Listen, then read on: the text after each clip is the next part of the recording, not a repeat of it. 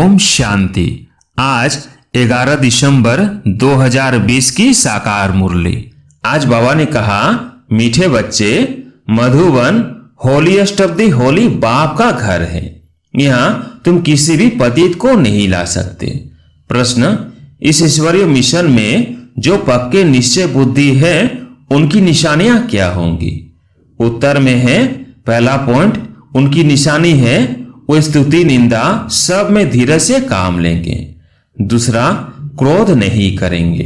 तीसरा, किसी को भी दैहिक दृष्टि से नहीं देखेंगे, आत्मा को ही देखेंगे, आत्मा होकर बात करेंगे। चौथा, स्त्री पुरुष साथ में रहते कमल फूल समान रहेंगे। और पांचवा है, किसी भी प्रकार की तमन्ना अर्थात इच्छा नहीं रखेंगे। गीत है, जले न क्यों परवाना। ओम शांति। रूहानी बच्चों प्रति रूहानी बाप समझा रहे हैं, अर्थात भगवान पढ़ा रहे हैं रूहानी स्टूडेंट को। उन स्कूलों में जो बच्चे पढ़ते हैं उन्हें कोई रूहानी स्टूडेंट नहीं कहेंगे, वे तो है ही आसुरी विकारी संप्रदाय के। आगे तुम भी आसुरी अथवा रावण संप्रदाय के थे। अब राम राज्य में चलने के लिए 5 विकारों रूपी रावण पर जीत पाने का पुरुषार्थ कर रहे हो। यह जो नॉलेज प्राप्त नहीं करते उनको समझाना पड़ता है। तुम रावण राज्य में हो, खुद समझते नहीं है।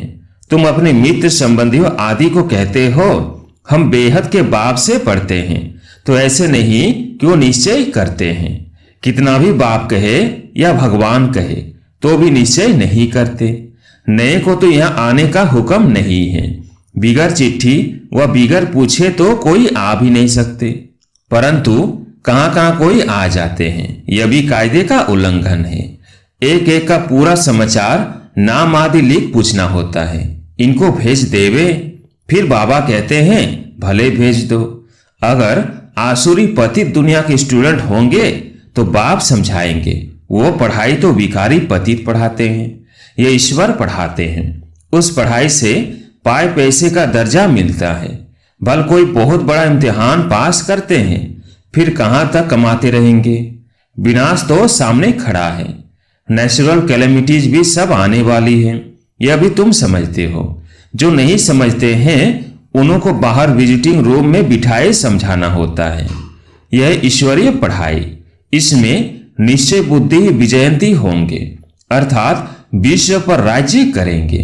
रावण संप्रदाय वाले तो यह जानते नहीं। इसमें बड़ी खबरदारी चाहिए। परमिशन बिगर कोई भी अंदर आ नहीं सकता। यह कोई घूमने फिरने की जगह नहीं है। थोड़े समय में कायदे कड़े हो जाएंगे, क्योंकि यह holiest of the holy. Shiv Baba को इंद्र भी कहते हैं ना, यह इंद्र सभा है। 9 रत्न अंगूठी में भी पहनते हैं ना। उन रत्नों में नीलम भी होता है, पन्ना माणिक भी होता है। ये सब नाम रखे हुए हैं। परियों के भी नाम है ना। तुम परियां उड़ने वाली आत्माएं हो, तुम्हारा ही वर्णन है, परंतु मनुष्य इन बातों को कुछ भी समझते नहीं है। अंगूठी में भी रतन जब डालते हैं तो उनमें कोई पुखराज, नीलम, पैरूज भी होते हैं। कोई का दाम 1000 रुपया तो कोई का दाम 10 से 20 हजार रुपया। बच्चों में भी नंबर वार है। कोई तो पढ़कर मालिक बन जाते हैं, कोई फिर पढ़कर दास दासियां बन जाते हैं। राजधानी स्थापन होती है ना, तो बाप बैठ पढ़ाते हैं। इंद्र भी उनको ही कहा जाता है। यह ज्ञान वर्षा है। ज्ञान तो सिवाय बाप के कोई दे न सके। तुम्हारी एम ऑब्जेक्ट ही यह है। अगर निश्चय हो जाए कि ईश्वर पढ़ाते हैं, फिर वो पढ़ाई को छोड़ेंगे नहीं। जो होंगे पत्थर बुद्धि, उनको कभी तीर नहीं लगेगा। आकर चलते चलते फिर गिर पड़ते हैं। 5 विकार आधा कल्प के शत्रु हैं।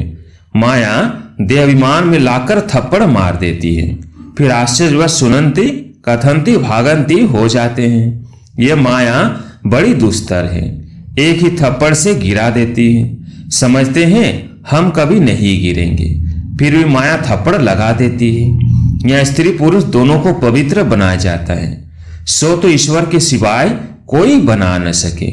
यह ईश्वरीय मिशन। बाप को खिवैया भी कहा जाता है।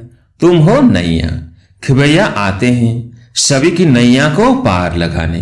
कहते भी हैं सच की नैया डोलेगी परंतु डूबेगी नहीं। कितने ढेर के ढेर मठ पंथ हैं। ज्ञान और भक्ति की जैसे लड़ाई होती है, कभी भक्ति की भी विजय होगी, आखिर तो ज्ञान की ही विजय होगी। भक्ति के तरफ देखो कितने बड़े बड़े योद्धे हैं, ज्ञान मार्ग की तरफ भी कितने बड़े बड़े योद्धे हैं।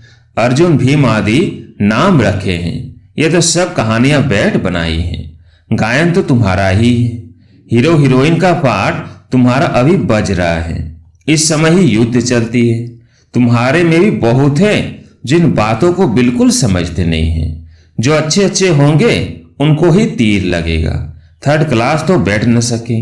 दिन प्रतिदिन बहुत कड़े कायदे होते जाएंगे। पत्थर बुद्धि जो कुछ नहीं समझते उनको तो यहां बैठना भी बेकायदे है। यह हॉल हॉलीएस्ट ऑफ होली है। पोप को होली कहते हैं।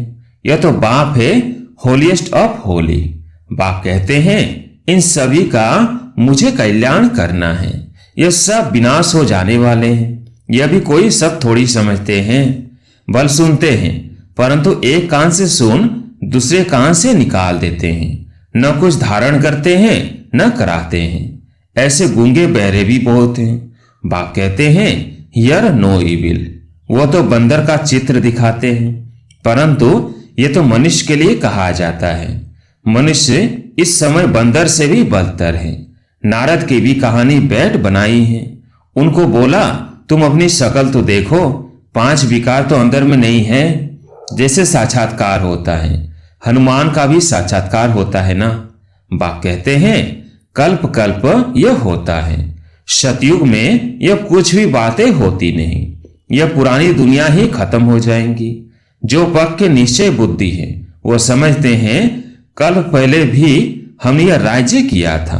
बाप कहते हैं बच्चे अब दैवी गुण धारण करो, कोई बेकायदे काम नहीं करो। स्तुति निंदा सब में धीरज धारण करना है, क्रोध नहीं होना चाहिए। तुम कितने ऊंच स्टूडेंट हो। भगवान बाप पढ़ाते हैं, वो डायरेक्ट पढ़ा रहे हैं, फिर भी कितने बच्चे भूल जाते हैं क्योंकि साधारण तन है ना। बाप कहते हैं देहधारी को देखने से तुम इतना उठ नहीं सकेंगे। आत्मा को देखो। आत्मा यहाँ भ्रिकुटी के बीच रहती है। आत्मा सुनकर कान हिलाती है। हमेशा आत्मा से बात करो।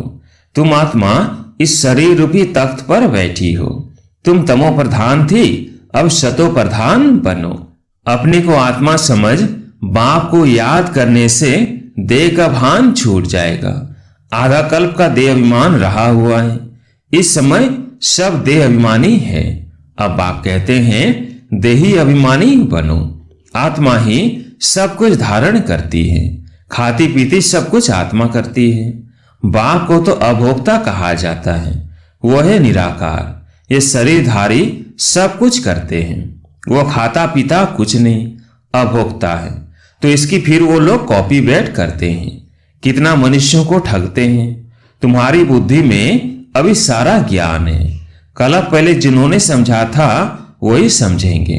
बाप कहते हैं मैं ही कल्प कल्प आकर तुमको पढ़ाता हूं और साक्षी हो देखता हूं। नंबरवार पुरुषार्थ अनुसार जो पढ़ा था वही पढ़ेंगे।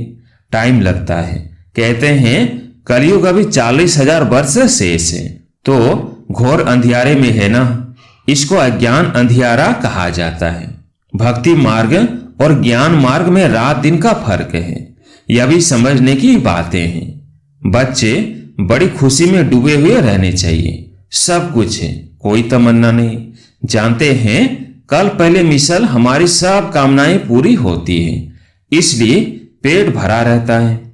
जिनको ज्ञान नहीं उनका थोड़ी पेट भरा रहेगा। कहा जाता है खुशी जैसी खुराक नहीं। जन्म जन्मांतर की राजाई मिलती है। दास दासी बनने वालों को इतनी खुशी नहीं रहेगी। पूरा महावीर बनना है, माया हिला ना सके। बाप कहते हैं आंखों की बड़ी संभाल रखनी है, क्रिमिनल दृष्टि न जाए। स्त्री को देखने से चलायमान हो जाते हैं। अरे तुम तो भाई बहन कुमार कुमारी हो ना, फिर कर्मेंद्रियां चंचलता क्यों करती। बड़े बड़े लखपति करोड़पति को भी माया खलास कर देती है। गरीबों को भी माया एकदम मार डालती है।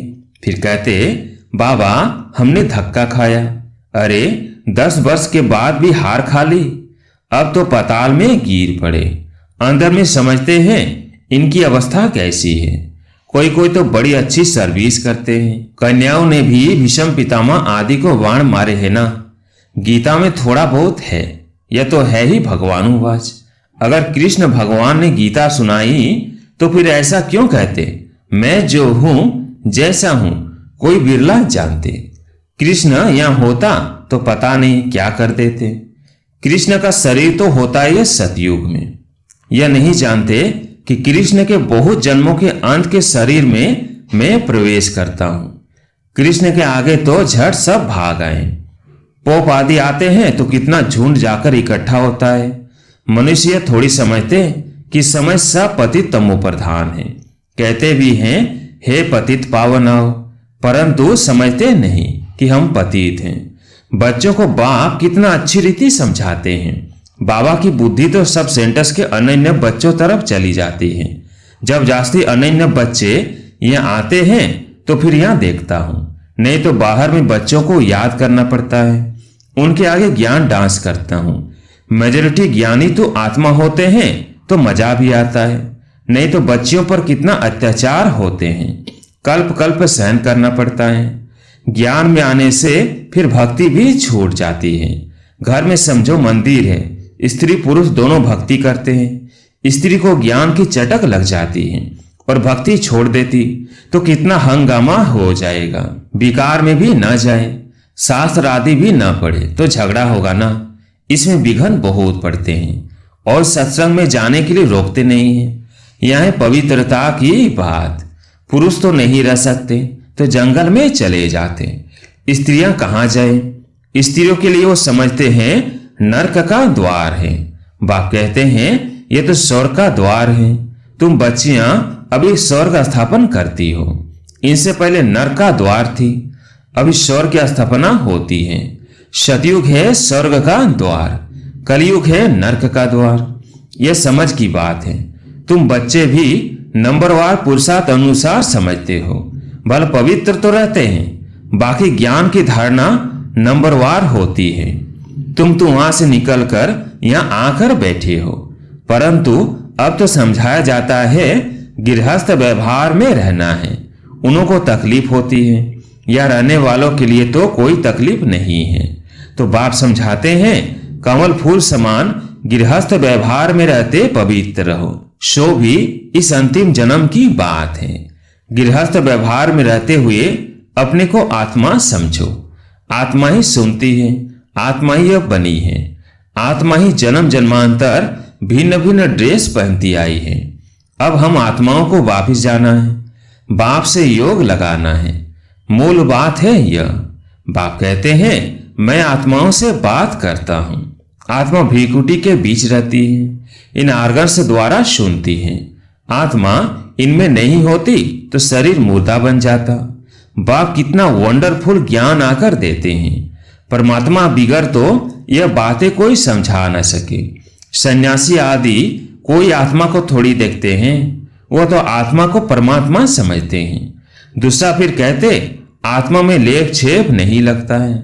शरीर को धोने गंगा में जाते हैं, या नहीं समझते आत्मा ही पतित बनती है, आत्मा ही सब कुछ करती है। बाप समझाते रहते हैं यह मत समझो हम फलाना हो, यह फलाना है। नहीं, सब आत्माएं हैं। जाति पाति का कोई भेद नहीं रहना चाहिए। अपने को आत्मा समझो। गवर्नमेंट कोई धर्म को नहीं मानती, यह सब धर्म तो दे के हैं, परंतु सब आत्माओं का बाप तो एक ही है। देखना भी आत्मा को है। सभी आत्माओं का स्वधर्म शांत है। अच्छा, मीठे मीठे सिकिलधे बच्चों प्रति माता पिता बाप दादा का याद प्यार और गुड मॉर्निंग। रूहानी बाप की रूहानी बच्चों को नमस्ते। हम रूहानी बच्चों की रूहानी बाप दादा को याद प्यार गुड मॉर्निंग नमस्ते नमस्ते। धारणा के लिए मुख्य सार। पहला पॉइंट, जो बात काम की नहीं है उसे कान से सुन दूसरे से निकाल देना है। Hear no evil. बाप जो शिक्षाएं देता है उसे धारण करना है। दूसरा पॉइंट, कोई भी हद की तमन्नाएं नहीं रखनी है। आंखों की बड़ी संभाल रखनी है, क्रिमिनल दृष्टि न जाए, कोई भी कर्मेंद्रियां चलायमान न हो, खुशी से भरपूर रहना है। आज प्यारे मीठे बाबा का वरदान, अटेंशन रूपी घृत द्वारा आत्मिक स्वरूप के सितारे की चमक को बढ़ाने वाले आकर्षण मूर्त भव। अटेंशन रूपी घृत द्वारा आत्मिक स्वरूप के सितारे की चमक को बढ़ाने वाले आकर्षण मूर्त भव। जब बाप द्वारा नॉलेज द्वारा आत्मिक स्वरूप का सितारा चमक गया तो बूझ नहीं सकता, लेकिन चमक की परसेंटेज कम और ज्यादा हो सकती है। यह सितारा सदा चमकता हुआ सबको आकर्षित तब करेगा जब रोज अमृत वेले अटेंशन रूपी घृत डालते रहेंगे। जैसे दीपक में घृत डालते हैं तो एक रस जलता है, ऐसे संपूर्ण अटेंशन देना अर्थात बाप के सर्वगुण व शक्तियों को स्वयं में धारण करना, इसी अटेंशन से आकर्षण मूर्त बन जाएंगे। स्लोगन है, बेहद की वैराग्य वृत्ति द्वारा साधना के बीज को प्रत्यक्ष करो। बेहद की वैराग्य वृत्ति द्वारा साधना के बीज को प्रत्यक्ष करो। अच्छा, ओम शांति।